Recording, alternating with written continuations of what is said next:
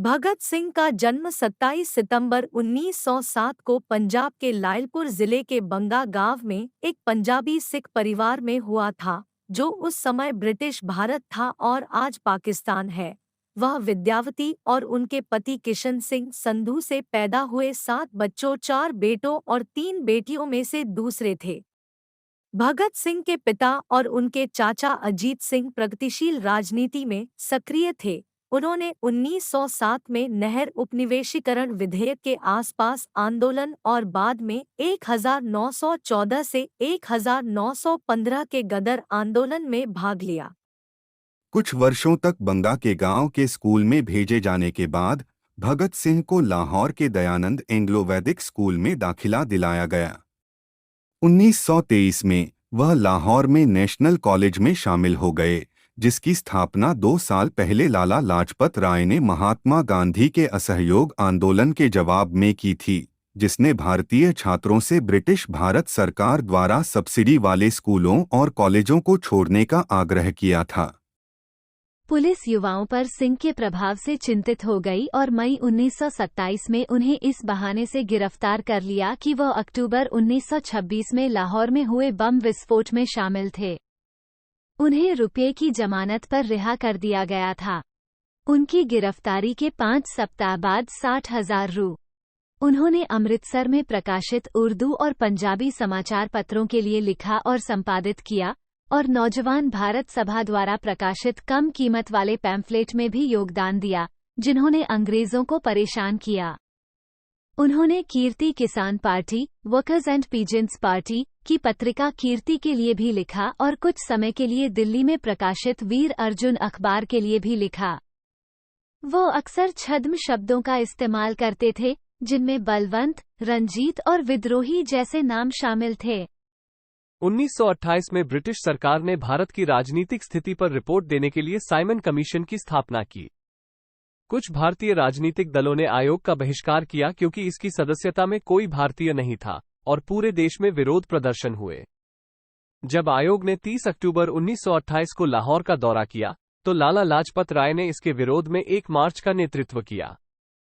Police द्वारा बड़ी भीड़ को तितर-बितर करने के प्रयासों के परिणामस्वरूप हिंसा हुई। पुलिस अधीक्षक जेम्स ए स्कॉट ने पुलिस को प्रदर्शनकारियों पर लाठीचार्ज करने का आदेश दिया और राय पर व्यक्तिगत रूप से हमला किया, जो घायल हो गए। 17 नवंबर 1928 को दिल का दौरा पड़ने से राय की मृत्यु हो गई। डॉक्टरों ने सोचा कि उन्हें लगी चोटों के कारण उनकी मृत्यु जल्दी हो गई होगी। जब यह मामला यूनाइटेड किंगडम की संसद में उठाया गया, तो ब्रिटिश सरकार ने राय की मौत में किसी भी भूमिका से इनकार कर दिया।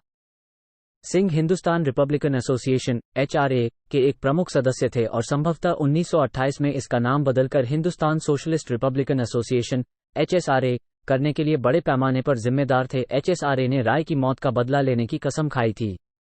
सिंह ने शिवराम राजगुरु, सुखदेव थापर और चंद्रशेखर आजाद जैसे क्रांतिकारियों के साथ मिलकर स्कॉट को मारने की साजिश रची। हालांकि गलत पहचान के एक मामले में साजिशकर्ताओं ने सहायक पुलिस अधीक्षक जॉन पी. सॉन्डर्स को गोली मार दी, जब वह 17 दिसंबर 1928 को लाहौर में जिला पुलिस मुख्यालय छोड़ रहे थे। हत्या पर समसामयिक प्रतिक्रिया उस प्रशंसा से काफी भिन्न है जो बाद में सामने आई। नौजवान भारत सभा, जिसने HSRA के साथ लाहौर विरोध मार्च का आयोजन किया था, ने पाया कि उसकी बाद की सार्वजनिक बैठकों में उपस्थिति में तेजी से गिरावट आई। द पीपल, जिसकी स्थापना राय ने 1925 में की थी, सहित राजनेताओं, कार्यकर्ताओं और समाचार पत्रों ने इस बात पर जोर दिया कि हिंसा की तुलना में असहयोग बेहतर है। इस हत्या की कांग्रेस नेता महात्मा गांधी ने प्रतिगामी कार्रवाई के रूप में निंदा की थी, लेकिन बाद में जवाहरलाल नेहरू ने लिखा था कि भगत सिंह अपने आतंकवादी कृत्य के कारण लोकप्रिय नहीं हुए, बल्कि इसलिए लोकप्रिय हुए क्योंकि वे कुछ समय के लिए लाला लाजपत राय और उनके माध्यम से राष्ट्र के सम्मान की रक्षा करते दिखे। वो एक प्रतीक बन गए, कृत्य भुला दिया गया, प्रतीक बना रहा और कुछ ही महीनों में पंजाब का प्रत्येक शहर और गांव और कुछ हद तक शेष उत्तरी भारत में उनके नाम से गूंज उठा। उनके बारे में अनगिनत गाने बने और उस व्यक्ति ने जो लोकप्रियता हासिल की वो अद्भुत थी। सॉन्डर्स को मारने के बाद समूह जिला पुलिस मुख्यालय की सड़क के पार DAV कॉलेज के प्रवेश द्वार से होकर भाग गया। उनका पीछा कर रहे हेड कांस्टेबल चानन सिंह को चंद्रशेखर आजाद ने गोली मार दी। फिर वे साइकिलों पर सवार होकर पहले से व्यवस्थित सुरक्षित घरों की ओर भाग गए। पुलिस ने उन्हें पकड़ने के लिए बड़े पैमाने पर तलाशी अभियान चलाया और शहर के सभी प्रवेश और निकास द्वारों को बंद कर दिया। सीआईडी ने लाहौर छोड़ने वाले सभी युवाओं पर नजर रखी। भगोड़े अगले 2 दिनों तक छुपे रहे। 19 दिसंबर 1928 को सुखदेव ने एचएसआरए के एक अन्य सदस्य भगवती चरण वोहरा की पत्नी दुर्गावती देवी, जिन्हें कभी कभी दुर्गा भाभी के नाम से भी जाना जाता था, को मदद के लिए बुलाया, जिसे वो प्रदान करने के लिए सहमत हो गई। उन्होंने अगली सुबह लाहौर से बठिंडा होते हुए हावड़ा, कलकत्ता जाने वाली ट्रेन पकड़ने का फैसला किया। भगत सिंह और राजगुरु दोनों भरी हुई रिवॉल्वर लेकर अगले दिन जल्दी घर से निकल गए। पश्चिमी पोशाक पहने भगत सिंह ने अपने बाल कटवाए, अपनी दाढ़ी कटवाई और कटे हुए बालों के ऊपर टोपी पहनी और देवी के सोते हुए बच्चे को ले जाते हुए सिंह और देवी एक युवा जोड़े के रूप में गुजरे, जबकि राजगुरु ने उनके नौकर के रूप में उनका सामान उठाया। स्टेशन पर सिंह टिकट खरीदते समय अपनी पहचान छिपाने में कामयाब रहे और तीनों कानपुर जाने वाली ट्रेन में चढ़ गए। वहां वे लखनऊ के लिए एक ट्रेन में चढ़ गए, क्योंकि हावड़ा रेलवे स्टेशन पर सीआईडी आमतौर पर लाहौर से सीधी ट्रेन में यात्रियों की जांच करती थी। लखनऊ में राजगुरु अलग से बनारस के लिए रवाना हो गए, जबकि सिंह, देवी और शिशु हावड़ा चले गए। सिंह को छोड़कर सभी कुछ दिनों बाद लाहौर लौट आए। कुछ समय से भगत सिंह अंग्रेजों के खिलाफ विद्रोह को प्रेरित करने के साधन के रूप में नाटक की शक्ति का उपयोग कर रहे थे। स्लाइड दिखाने के लिए एक जादुई लालटेन खरीद रहे थे, जो राम प्रसाद बिस्मिल जैसे क्रांतिकारियों के बारे में उनकी बातचीत को जीवंत बनाता था, जिनकी मृत्यु इसके परिणामस्वरूप हुई थी। काकोरी षड्यंत्र। 1929 में उन्होंने अपने उद्देश्यों के लिए बड़े पैमाने पर प्रचार हासिल करने के उद्देश्य से एचएसआरए को एक नाटकीय कार्य का प्रस्ताव दिया। एक फ्रांसीसी अराजकतावादी, जिसने पेरिस में चैम्बर ऑफ डेप्यूटीज पर बमबारी की थी, ऑगस्टे वैलेन से प्रभावित होकर सिंह की योजना केंद्रीय विधानसभा के अंदर एक बम विस्फोट करने की थी। नामात्र का इरादा सार्वजनिक सुरक्षा विधेयक और व्यापार विवाद अधिनियम का विरोध करना था, जिसे विधानसभा ने खारिज कर दिया था, लेकिन वायसराय द्वारा अपनी विशेष शक्तियों का उपयोग करके अधिनियमित किया जा रहा था। वास्तविक इरादा अपराधियों के लिए खुद को गिरफ्तार करने की अनुमति देना था, ताकि वे अपने कारण को प्रचारित करने के लिए एक मंच के रूप में अदालत की उपस्थिति का उपयोग कर सकें। एचएसआरए नेतृत्व शुरू में बमबारी में भगत की भागीदारी का विरोध कर रहा था, क्योंकि उन्हें यकीन था कि सॉन्डर्स शूटिंग में उनकी पूर्व भागीदारी का मतलब था कि उनकी गिरफ्तारी के परिणामस्वरूप अंततः उन्हें फांसी दी जाएगी। हालांकि अंततः उन्होंने निर्णय लिया कि वह उनके लिए सबसे उपयुक्त उम्मीदवार थे। 8 अप्रैल 1929 को सिंह ने बटुकेश्वर दत्त के साथ विधानसभा कक्ष में सार्वजनिक गैलरी से 2 बम फेंके, जब यह सत्र चल रहा था। बमों को मारने के लिए नहीं बनाया गया था, लेकिन वायसराय की कार्यकारी परिषद के वित्त सदस्य जॉर्ज अर्नेस्ट शूस्टर सहित कुछ सदस्य घायल हो गए। बमों का धुआं असेंबली में भर गया, जिससे सिंह और दत्त यदि चाहते तो संभवतः इस अफरातफरी से बच सकते थे। इसके बजाय वे इंकलाब जिंदाबाद का नारा लगाते रहे, क्रांति जिंदाबाद, और पर्चे फेंके। दोनों व्यक्तियों को गिरफ्तार कर लिया गया और बाद में उन्हें दिल्ली की कई जेलों में ले जाया गया। नीति नायर के अनुसार इस आतंकवादी कार्रवाई की सार्वजनिक आलोचना स्पष्ट थी। गांधी ने एक बार फिर उनके काम की अस्वीकृति के कड़े शब्द जारी किए। फिर भी जेल में बंद भगत को खुश बताया गया और उन्होंने बाद की कानूनी कार्यवाही को नाटक बताया। सिंह और दत्त ने अंततः असेंबली बम स्टेटमेंट लिखकर आलोचना का जवाब दिया। हम मानव जीवन को शब्दों से परे पवित्र मानते हैं। हम न तो कायरतापूर्ण अत्याचारों के अपराधी हैं, नहीं हम पागल हैं, जैसा कि लाहौर के ट्रिब्यून और कुछ अन्य लोगों ने माना होगा। आक्रामक तरीके से लागू किया गया बल हिंसा है और इसलिए नैतिक रूप से अनुचित है, लेकिन जब ऐसा होता है, यदि इसका उपयोग किसी वैध उद्देश्य को आगे बढ़ाने में किया जाता है, तो इसका अपना नैतिक औचित्य होता है। परीक्षण जून के पहले सप्ताह में शुरू हुआ। मई में एक प्रारंभिक सुनवाई के बाद 12 जून को दोनों व्यक्तियों को आजीवन कारावास की सजा सुनाई गई। गैरकानूनी और दुर्भावनापूर्ण तरीके से जीवन को खतरे में डालने वाली प्रकृति के विस्फोट करना, आसफ अली ने दत्त का बचाव किया था, जबकि सिंह ने अपना बचाव किया था। मुकदमे में दी गई गवाही की सटीकता के बारे में संदेह उठाया गया है। एक मुख्य विसंगति उस स्वचालित पिस्तौल से संबंधित है जो सिंह के पास थी जब उसे गिरफ्तार किया गया था। कुछ गवाहों ने कहा कि उसने 2 या 3 गोलियां चलाई थीं, जबकि उसे गिरफ्तार करने वाले पुलिस हवलदार ने गवाही दी थी कि जब उसने बंदूक उससे ली थी तो वह नीचे की ओर इशारा कर रही थी और सिंह उसके साथ खेल रहा था।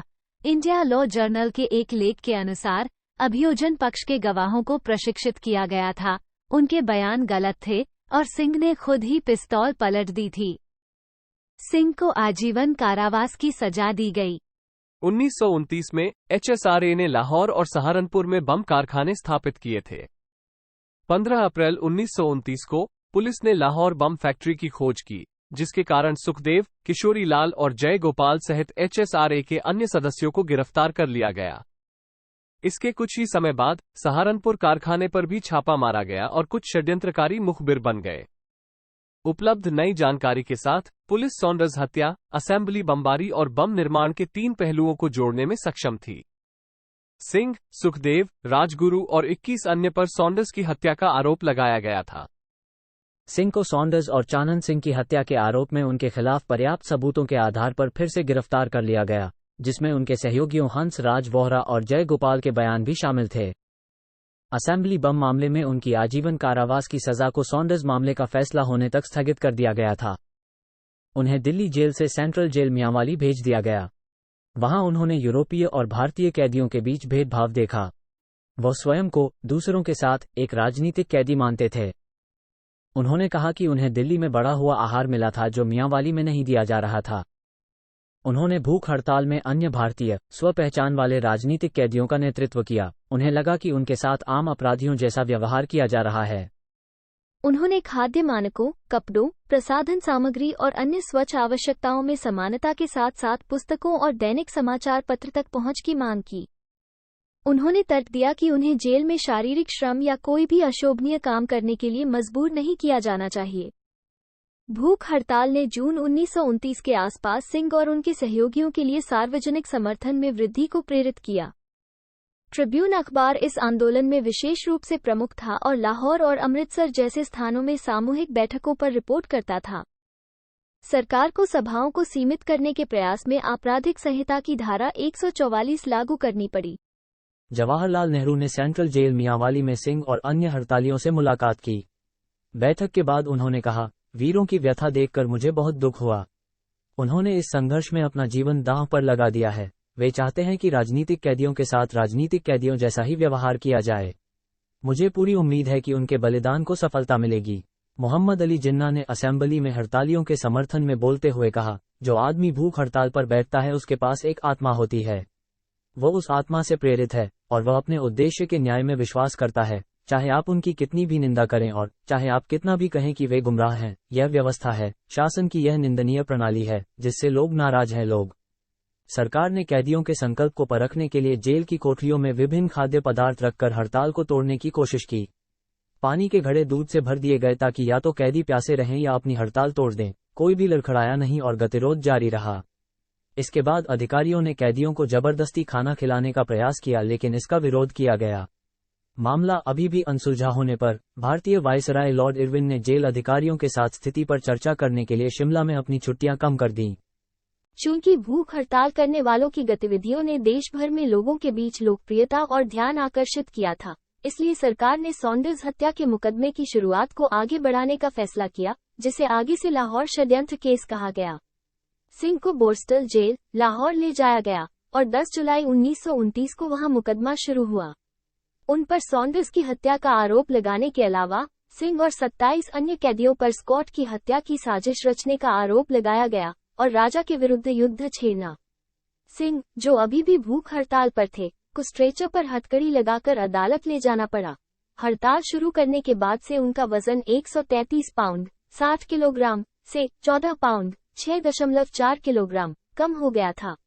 सरकार रियायतें देने लगी थी, लेकिन राजनीतिक कैदी के वर्गीकरण को मान्यता देने के मुख्य मुद्दे पर आगे बढ़ने से इनकार कर दिया। अधिकारियों की नज़र में अगर किसी ने कानून तोड़ा तो वह राजनीतिक नहीं बल्कि निजी कृत्य था और वे आम अपराधी थे। अब तक उसी जेल में बंद एक अन्य अनशनकारी जतींद्र नाथ दास की हालत काफी खराब हो चुकी थी। जेल समिति ने उनकी बिना शर्त रिहाई की सिफारिश की, लेकिन सरकार ने सुझाव को खारिज कर दिया और उन्हें जमानत पर रिहा करने की पेशकश की।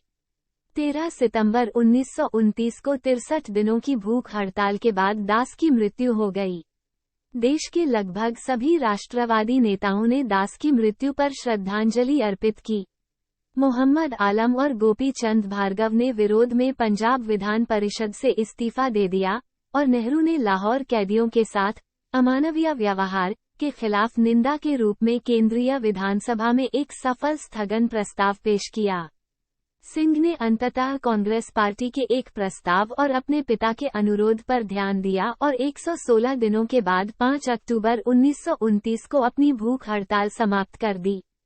इस अवधि के दौरान आम भारतीयों के बीच सिंह की लोकप्रियता पंजाब से आगे तक बढ़ गई। सिंह का ध्यान अब अपने मुकदमे की ओर गया, जहां उन्हें सीएच कार्डन नोआड, कलंदर अली खान, जय गोपाल लाल और अभियोजन निरीक्षक बख्शी दीनानाथ की क्राउन अभियोजन टीम का सामना करना था। बचाव पक्ष में 8 वकील शामिल थे। 27 आरोपियों में से सबसे कम उम्र के प्रेमदत्त वर्मा ने गोपाल पर तब चप्पल फेंकी जब वो अदालत में अभियोजन पक्ष का गवाह बना। परिणामस्वरूप मजिस्ट्रेट ने आदेश दिया कि सभी आरोपियों को हथकड़ी लगाई जाए।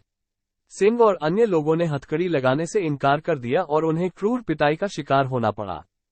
क्रांतिकारियों ने अदालत में उपस्थित होने से इनकार कर दिया और सिंह ने उनके इनकार के लिए विभिन्न कारणों का हवाला देते हुए मजिस्ट्रेट को एक पत्र लिखा। मजिस्ट्रेट ने आरोपी या HSRA के सदस्यों के बिना मुकदमा चलाने का आदेश दिया। ये सिंह के लिए एक झटका था, क्योंकि वो अब इस मुकदमे को अपने विचारों को प्रचारित करने के लिए एक मंच के रूप में उपयोग नहीं कर सकते थे।